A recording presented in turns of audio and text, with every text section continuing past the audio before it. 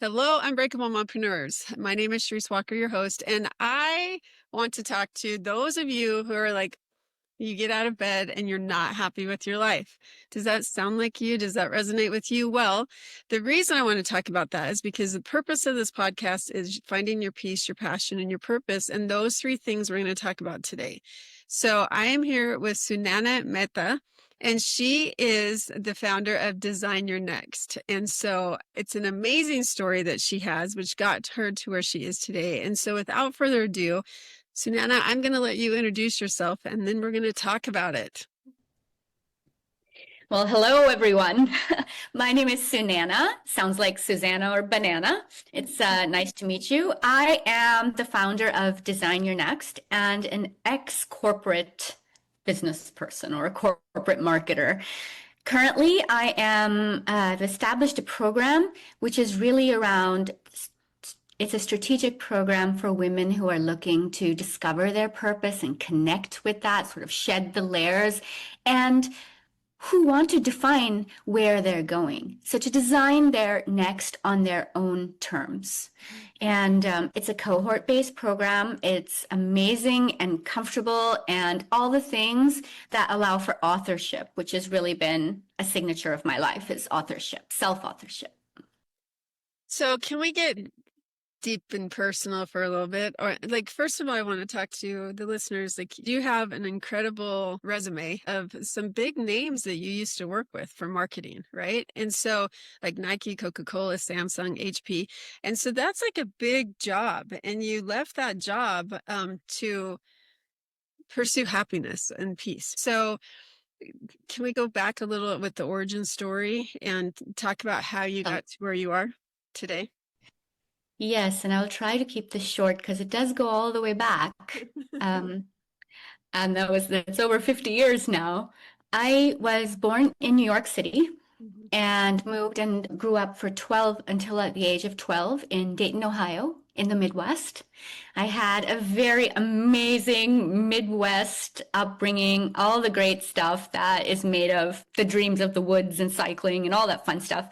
And then in 86, my parents moved, they returned to India. I moved to India, my brother and I. So I grew up in a very different culture and under very different circumstances than what I was raised for, including not being able to speak the language, let alone enunciate the words that were commonplace, even in the English language in the country there. So that itself was a very, very major part of who I am. It taught me, encoded within me, resilience. And how to survive. I nowadays equate resilience with how to survive or survival mode. So there's some goods and some bads associated with that. At 24, I decided that even though I've always tried to mold my identity to what the conventional circumstances have asked of me, played the roles that I believed were the roles that would earn me recognition and admiration. At 24, I tried to continue down that path, but then upped and after an interesting arranged marriage meeting, I said, enough, I'm going back to what I call home, which was again the Midwest. So I landed back in Chicago with nothing but one suitcase of very warm weather clothes and my intentions. From there, I just went on, got married, had a son. At 3, we moved back to India. So then I spent another 7 years in India. I was divorced there, a single mom in New Delhi, which was a harsh place to be a single mother, and remarried, had a child who didn't make it. So I was a mom for a moment again. And said, no, I can't be here. And again, back to the United States. So then Boston, then San Diego. And my career has always been going strong. So to kind of bring this full circle, I'm now in LA, but my career has been an upward trajectory in the area of advertising and marketing, brand marketing, and innovation across all those brands and more that you mentioned at many top ad agencies, and as a head of department 4 times over.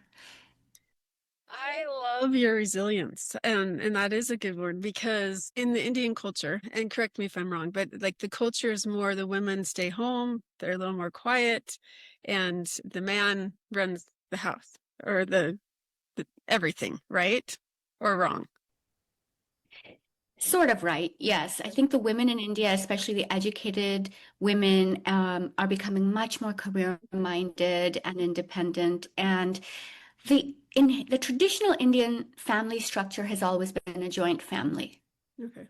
where families actually, where brides move into grooms' homes with their parents, with his parents.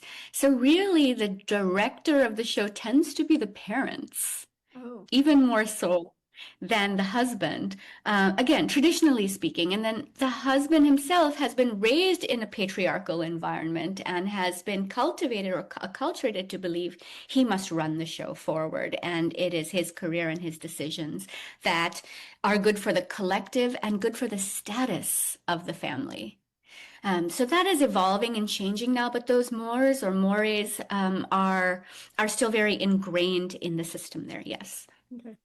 Thank you for articulating it the way I was trying to, but yeah, it's very interesting that you were able to find yourself and say, no, this isn't okay, not once, but twice, but also to be a mother of losing a child, so I know that you resonate with some of our listeners as well. How did you get through that and continue to support your son and support yourself? Yeah, it's a very good question. It's a very deep one. And what we often realize through these circumstances, or what I did, was that our stories keep unfolding and that things, they may happen for a reason. They may seem good, they may be seem bad, but ultimately they all end up aligning. So I've always had a level of optimism about that. I've always been very career driven to the point of pushing myself too hard to climb my career. And I think that kind of focus got me, what's the word, a thick-skinned to get through some things. I'm not saying that's right. In fact, I wish now that I had seen that a little differently. But the loss itself, she was 24 weeks born premature in New Delhi, and it was handled very in let's say a not so sacred way in the city, in the fabric of that society, which for me, it was, keep calm and carry on, keep doing, keep running on your career, keep standing for what I believe are my boundaries, which are integrity and career. It was integrity and career at that time. And that I won't live within circumstances that hold back my possibilities or that hold back my ability to be my own person. So there's some sort of level of an inner strength that says, you are your own person, and nobody defines or delineates who you will be. And so that really got me to, I'm going back where I know my values are felt and where they are more aligned. So I actually picked up and moved back to the United States on account of it. But it's inner strength. I think there's just some sort of a self-belief and righteousness even that pulls you through very, very difficult times. I agree. And everyone has their different way of handling losses. And so it's just interesting that you talk about at age 50 that you rebuilt your entire life. You went back to design school. So you went back to school, you got divorced, you sent your son to college, you sold your house, and you started completely over at 50.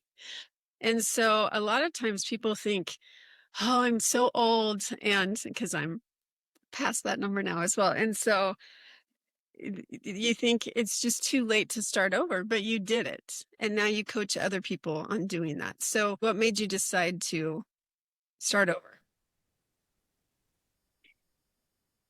Well, some of the things that triggered it was my second marriage not working out, learning certain things that are in my book where I said the line of integrity is crossed and these are non-negotiables. So some of those things were impressed upon me. The other was this internal feeling, like sort of remembering in your body that you're tired and this isn't who you were once upon a time. And this urge just rose up in me to explore who I am again. So I did quit my job, walk away after the divorce or during/after the divorce. And to get through that again, it comes back to who am I authentically? And I started losing a sense of who that was. And for me, that's not okay. Not understanding what my markers are, my own guideposts inside, and losing control over those is not something I'm comfortable with. To me, life is supposed to be about possibilities and expansiveness.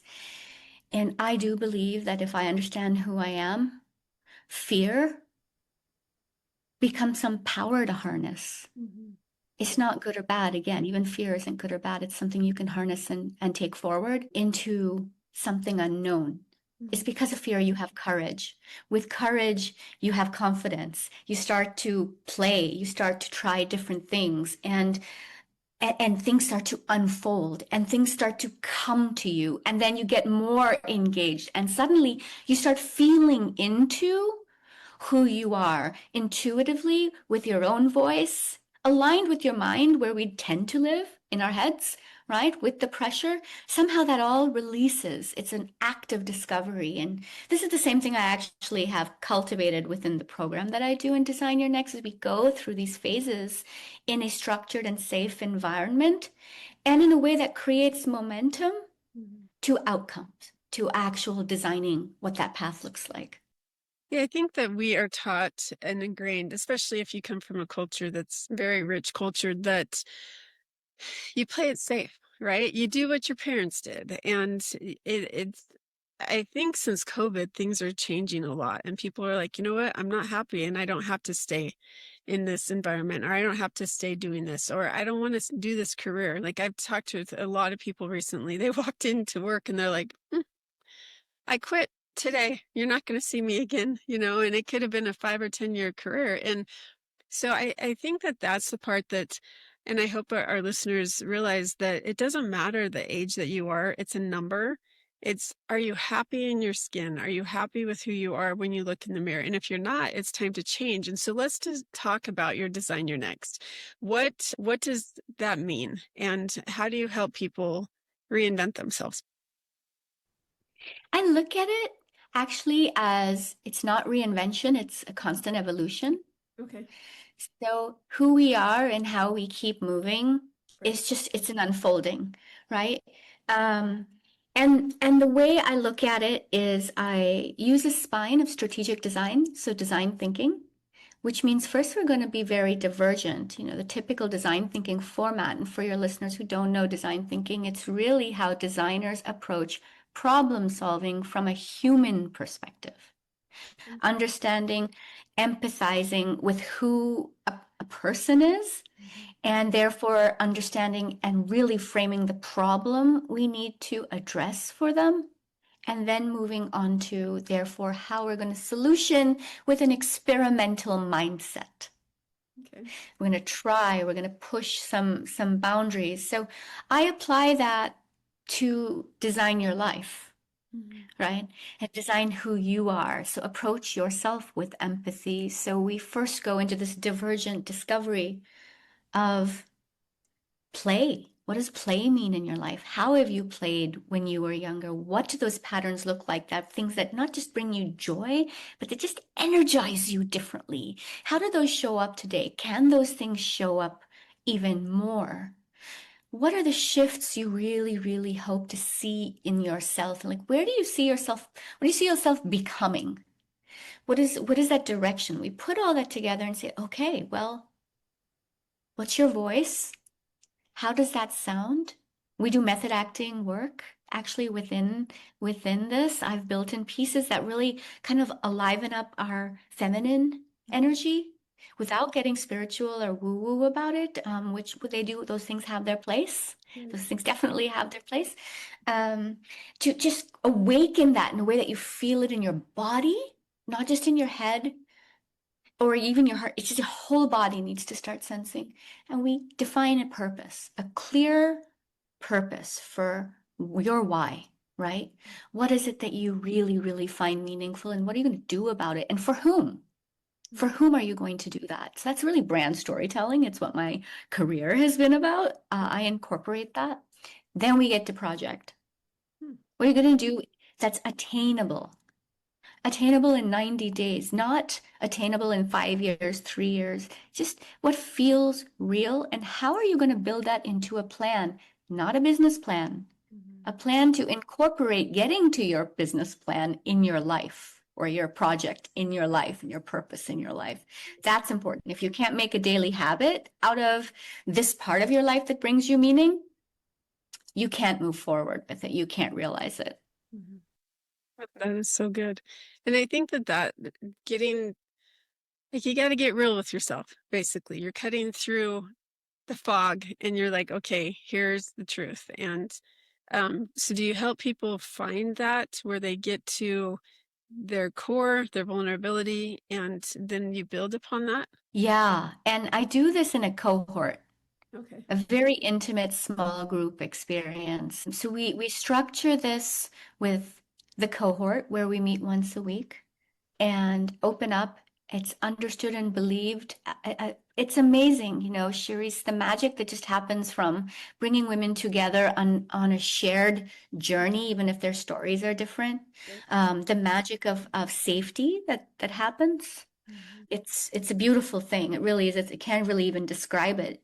And then they continue that conversation over the week asynchronously, and then they meet with me one on one, as well as we guide the process through. But going back to your question, what was your question? Oh, you answered it. Yeah. It comes down to the space we create. Yeah. It's the experience and the space and the safety you feel to be vulnerable Right. and get there quickly enough to Mhm. be able to say, well, here's what I'm going to do about it. Because in the vulnerability and the discovery, you start to know who you are. One of the biggest things I always like to say is you cannot know yourself if you don't step into the unknown. Yeah, that's true. And that's uncomfortable and scary at times. People will run and run and run from that for years before they're like, okay, I'm tired of running. Now I got to face it. And it usually is when we get a little older, not all the time, but it's like you finally stop and you're like, I don't know if I like this person anymore. I think I need to make a change. And that could be for you and I, like divorce. Not a huge proponent of it if you can get around it, but sometimes it's necessary. Or leaving your career, obviously, or starting a new one. So I want to talk about that. Like, in starting your business, how have you been able to, like, how'd you get it off the ground and get clients from like thought, this is what I think I want to do, to implementation? Outreach. Um, It's interesting because I've been a marketer my entire life. I have done brand storytelling for some of the biggest brands, for some of the coolest campaigns, I mean, in the world, right? It's not the same thing, right? And you will know this, any entrepreneur will know this. It is not the same thing. This is about selling Mhm. yourself without selling your soul, without making it feel like this isn't who I am, because there's a boundary for where and if something is authentic Mhm. and where you're either too pushy or you feel like you're apologizing for asking. Yeah. There's a very fine line. So one is you really, to me, entrepreneurship, I'm playing with this is authorship. Like you know who you are, you understand that well enough, and then you start to look into, well, who is your audience and what's valuable to them, and how can you put this in a way that isn't about you at all? It's for them. Mhm. It's an art, and it is different from going on TV and making a beautiful Super Bowl commercial, which No, is yeah. also an art. That's true. I always think about this because whatever our entrepreneurs are selling or doing or coaching or teaching, it doesn't matter. Whatever you're doing, somebody else is most likely doing it as well. And so a lot of times people are like, well, I don't want to take this idea and run with it because I could never do it as good as this other person. And the fact is, that other person might not resonate. I hired this coach for a very long time, and the voice of this person, my husband cannot stand. And so he's like, oh, how much longer are you going to be with this coach? I cannot stand her voice. And, and so he would never hire her as his coach because it doesn't match him. but somebody else, he would. And so that's the thing, is don't get in your head about that. People are going to come to you because they trust you. And as we say, they know, like, and trust you. And so don't sit there and let that bad wolf talk you out of doing what you're supposed to be doing, because somebody is there and they need you.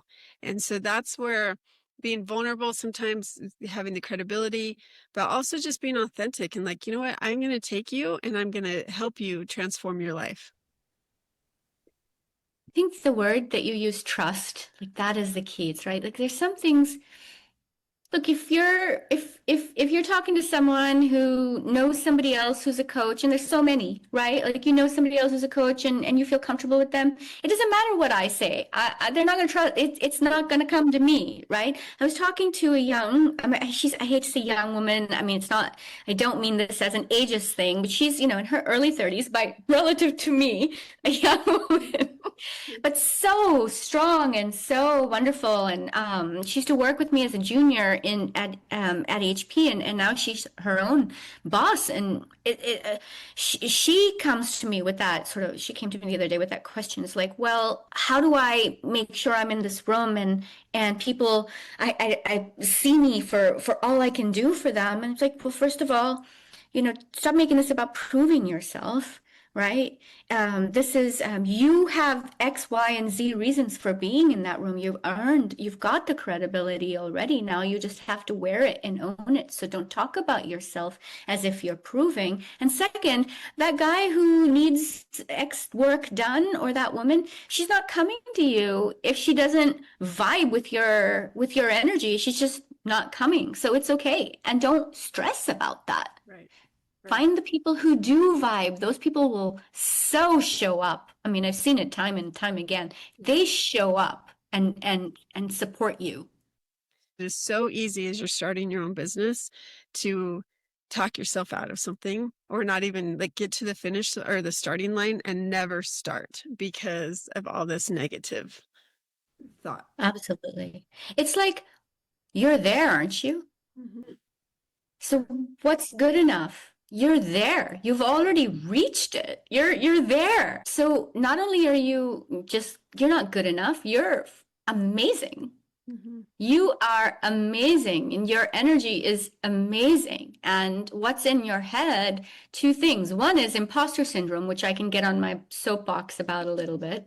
Yeah. Oh, totally get on my soapbox. I get all, and the other is, yeah, there are things where you're like, well, I could push this a little more. I could do this. I could, that's fine. That's that negative sort of like kind of pushing you, as long as it's not a sabotage, it's fine. But the imposter syndrome, the systems that are in place are not built for our bodies, ourselves, our intuition. Right. And it's hard. I mean, I work with some women who won't accept that, even who struggle to accept it. It's like, well, why can't this change? And there's a tension here because she's right. Like, this is not good for us. This is not healthy. So just going back to imposter syndrome, the reality is you might be right. You might be onto something, that belonging in this room, not being good enough. I mean, you're probably so amazing that this room, the energy isn't picking you up, right? Like it isn't right. And so don't necessarily see yourself as the problem. See yourself as reconciling, this is the reality.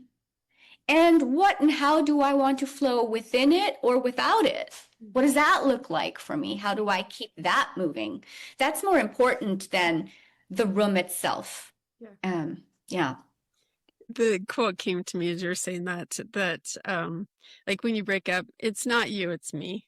Well, turn it around, honey. Like turn it around, saying it's not me, it's you, right? Because what you have to offer, there are people that want it. And so you might not be in the right room, like you said. Okay, so I want to switch because we're out of time and talk about motherhood for a minute, because obviously you have a son that, like, you lived the gamut and you now have the adult son, which is the worst age. I just don't enjoy it. You don't, not, your kids make their own choices and you're like, oh, I don't like that choice. But if you were sitting on a park bench and you had this 9-month pregnant woman, first time mom, come and sit next to you. And so you imagine yourself back at that point where you were pregnant with your son and now he's off to college or out thereafter. What is one piece of advice that you wish you would have known that you know now as a parent that you would give to that woman? In order to love your child, you must love yourself. The other day, one of the women in my cohort was talking about how it was hard for her to have a child. And afterwards, so much of her identity went into raising that child. It's the same thing we do with work, right? When we think about career too.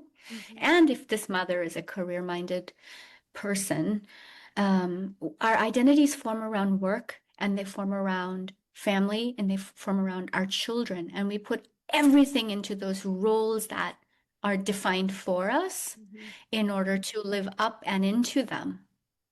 And in the process, we forget to love ourselves and remember and hold on to the values that matter to us, or more so than the matter is just your inside story. Who are you?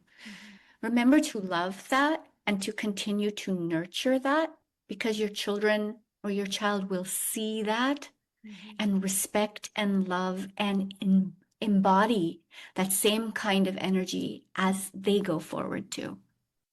That is so true. And making sure that you still have an identity. Like, it's totally fine to be the mom and to be all to your kids, but don't lose yourself in the process. And I think that's one of the reasons why I created this podcast, is to help you realize that you can have both. You can be the entrepreneur, but you can be the mom. And you're not unbreakable because you can do anything that you want to do. And no matter what happens to you, you can overcome it. Like at you, right? All the things that you've overcome as well. I know we're at the end. To tell you this. One story is pumping breast milk, like milk while I'm driving to Milwaukee from Chicago in order to. I've done that. I've done that. But the one that. Oh my goodness! Like this with both. Yep. Sorry. Oh, the things, and the other was when I got divorced in India, my first time around. And that was because really I wasn't feeling respected. I was feeling like there was a lot of love, but it was on terms. It was conditional and it wasn't okay with me. So I broke from that marriage. People, that was the reason. And to keep my job while raising my child and being a single mom in this very harsh city for women in New Delhi, I would drive at lunch hour, like all the way to this nursery, like this daycare and back, pick up it was crazy. It was insane what I was doing. But I remember what my son said to me. He was 4 at the time. And it just totally was so beautiful. He says, we used to play this game. Mommy, I'm gonna send you a kiss with a cherry on top, or a kiss with chocolate cake, or whatever. So one day he says, I'm gonna send you a kiss with a punch in it. Like, what do you mean a punch? Like a knuckle, like a punch? He's like, yeah, I'm gonna send you a kiss like that. I'm like, why? Why would you do that?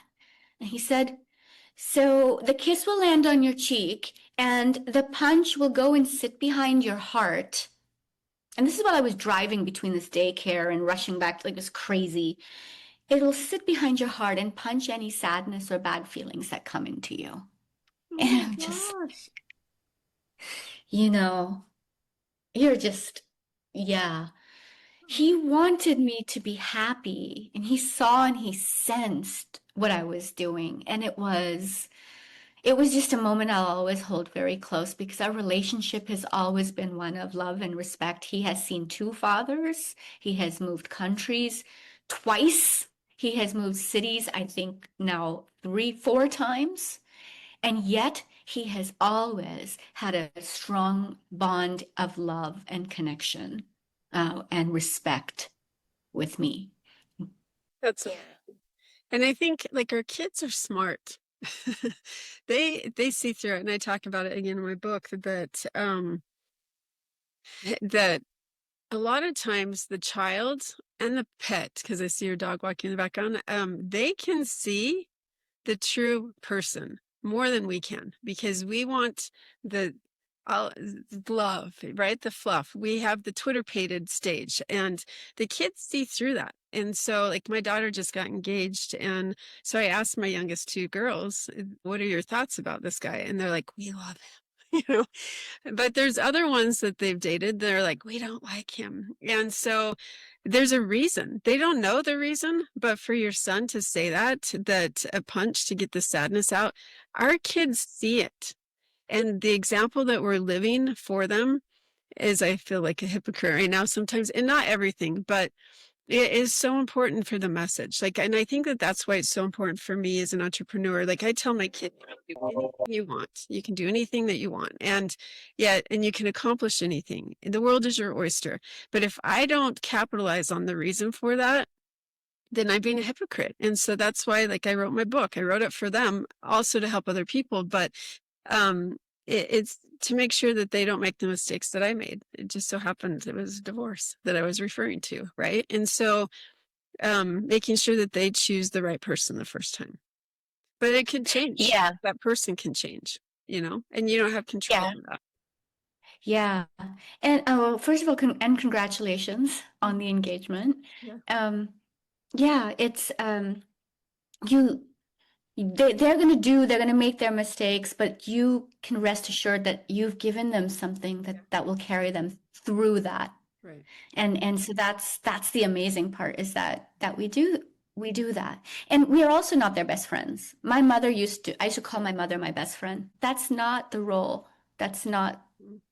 That's not the role. It's the most love you can give them, not the most friendship. At least that's what I've seen. I said that to my daughters. I'm not your friend. And my daughter threw that at me the other day. That really hurt my mom. And I'm like, well, let me explain the difference, because we're not on the same level. Like, I'm here as your mentor and I'm here as like your coach to guide you through this life. And I love you dearly. And so if we're just friends, I'm going to validate everything that you're doing, which I can't do. Right. So I love that you said that. And the fact that you have that relationship and you've raised a son who has respect for his mom, which tells me he's going to have respect for the women that he dates as well. So that's excellent. I think that's the thing, is that you stand up in your whole self, then they will do the same for someone else, or they will respect and love that, and they won't look down on a woman on account of her abilities. Yeah. All right. Well, if our listeners wanted to get a hold of you, they're like, "Oh, I do want to make a change. I do need help with this." How would they get a hold of you?